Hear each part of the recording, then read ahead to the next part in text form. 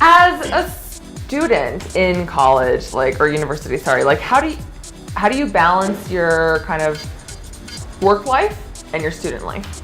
Well, wow. Right?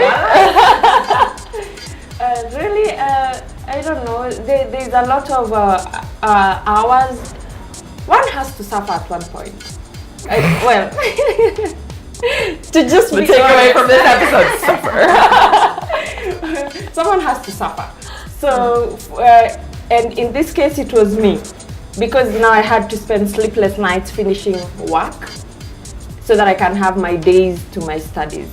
Plus, I really didn't need to put so much into because I'm the kind of student who I get things in class.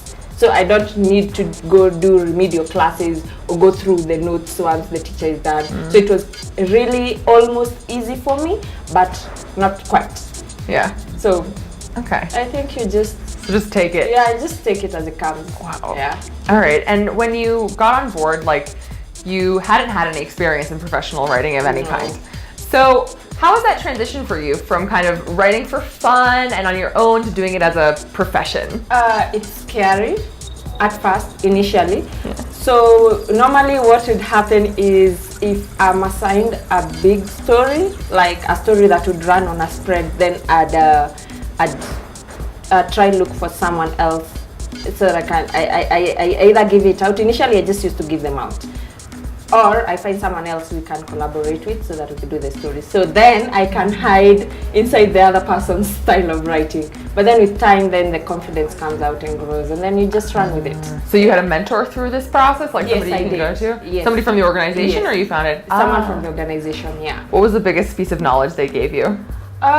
Just be you. Just don't try compare yourself with someone else, because you are different. Even in the writing styles are very different, and doesn't mean that yours is more right than mine. Are there different writing styles for Yes, newspaper? Yes, yes. Oh, especially for features. You can when doing feature stories, you can do. It's really flexible. Unlike news, which is just giving the facts.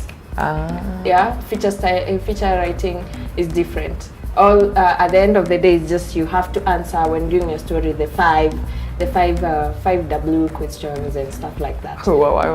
But some people are more descriptive. Some people are, or some people write from the conclusion up. Some people write from the intro down. Some people start with the middle, then the intro. It's just different depending on how you are.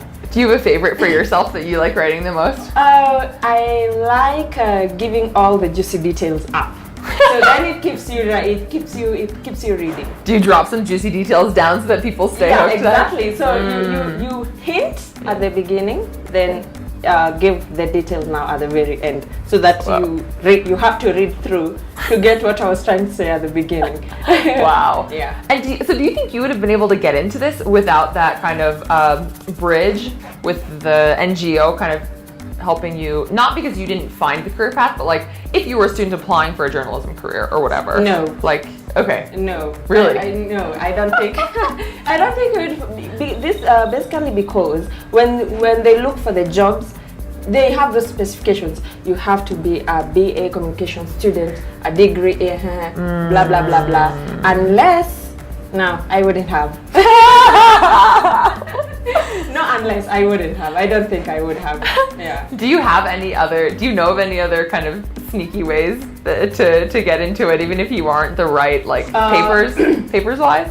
Yeah. Actually, most journalists, if you look, most journalists, especially print journalists, did not do journalism. So you could get to the organization probably through the finance or through any other department, and then just weave your way through the writing. And then you just start writing. You're like, oh, I'm doing your accounts, but also here's an article about. Really? Yeah. Newspapers are flexible that way. Well, at least the one I work for is. That's really cool. Yeah. I didn't even know about that. It's that flexible.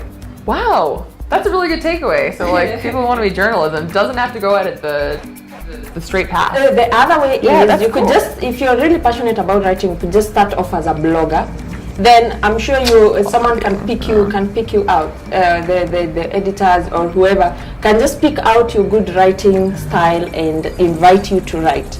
Then you can pick it up from there. That's amazing. Yeah. So now that you've been a journalist at the Standard for 4 years now? Yeah, 4 years. Wow. So that's coming from an entry level. Now you're probably somewhere junior manager E. No. Where are you? I prefer. I'm still a correspondent. A correspondent. Okay. Yeah, and I like it there.